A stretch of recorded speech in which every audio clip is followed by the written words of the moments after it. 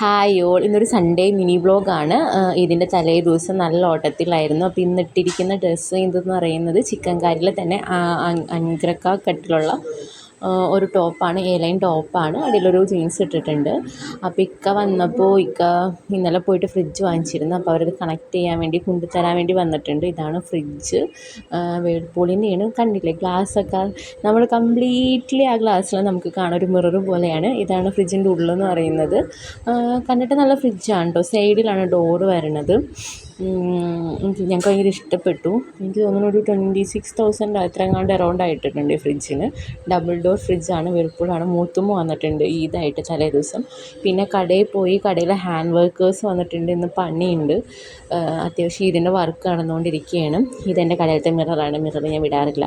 പിന്നെ ഞാൻ എറണാകുളത്തേക്ക് ചിന്നുൻ്റെ കൂടെ എറണാകുളം വരെ പോയി. ഇപ്പോൾ പോകുന്ന വഴിക്ക് ഇത് വരാപ്പുഴയിൽ നിന്ന് തത്തപ്പിള്ളിലോട്ട് കട്ട് ചെയ്യുന്നൊരു റോഡാണ്.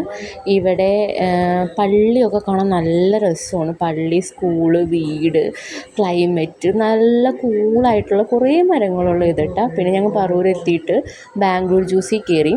അപ്പോൾ ഇതാണ് ഓർഡർ ചെയ്തത്. ഇത് മാംഗോ ടെൻഡർ എന്തോ സാധനം, എനിക്ക് മനസ്സിലായില്ല. ഞാനിത് കുടിച്ചിട്ട് തല ഇങ്ങനെ പെരുക്കിയിരുന്നു. നല്ല ഐസ് പോലെ ഇരിക്കുന്നുണ്ട്. സാധനം നല്ലതായിരുന്നു കേട്ടോ. പക്ഷെ കുടിക്കുമ്പോൾ എനിക്ക് ഇത്രയും ഐസ് ഇപ്പോൾ പറ്റുന്നില്ല. ഏജ് കൂടിയതുകൊണ്ടാണോ എന്നെനിക്കറിയില്ല. എന്നാലും ഞാൻ അവനോട് എന്തൊക്കെയോ പറഞ്ഞ് കുടിച്ചു. ഇത് കഴിഞ്ഞ് പോണ വഴിക്ക് ബീഫ് സ്റ്റോളിൽ കയറി ബീഫ് വാങ്ങിച്ചു.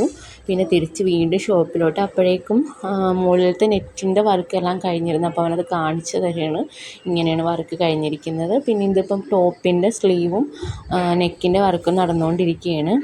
അപ്പോൾ എൻ്റെ കോലം ഇതാണ് കേട്ടോ. യാത്രയൊക്കെ കഴിഞ്ഞ് വന്നിട്ട് ഷോപ്പിൻ്റെ അവസ്ഥയാണ് കാണുന്നത്. ക്ലീൻ ചെയ്തിട്ട് 2 ദിവസം എനിക്ക് ഇരിക്കാൻ നേരം കിട്ടിയിട്ടുണ്ടായിരുന്നില്ല. മൊത്തം അലങ്കോലപ്പെട്ട് കിടക്കുകയാണ്.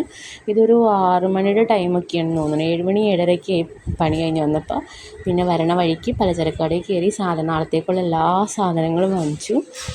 ഇനി